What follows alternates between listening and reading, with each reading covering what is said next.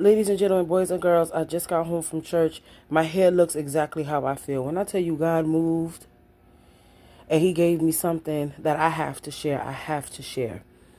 While I was in service, my bishop, he spoke about, you know, stirring up your gift, stirring up the gift.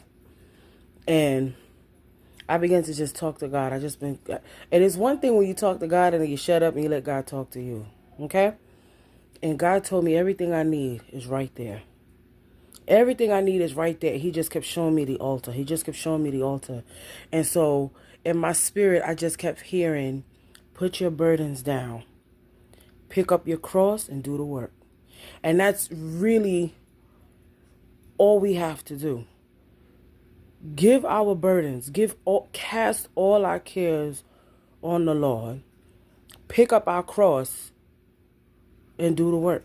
Pick up our cross and follow Jesus. And I know you're like, well, your burdens are your cross are your burden. We tack on things to our cross. We tack on work that God never gave us to do. You get what I'm saying? Because we have the perfect will of God and we have the permissive will of God.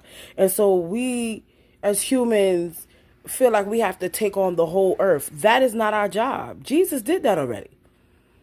Jesus literally said, I have overcome the world. Ladies and gentlemen, boys and girls, put down your burdens.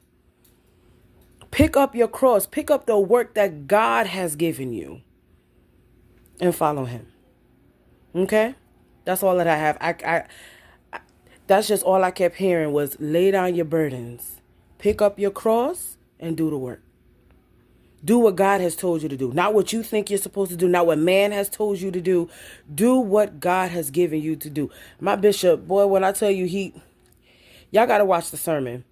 Go follow me or follow Truth Tabernacle Ministries. However you need, listen to the sermon today. Listen to the sermon today. Matter of fact, listen to the sermon from last week.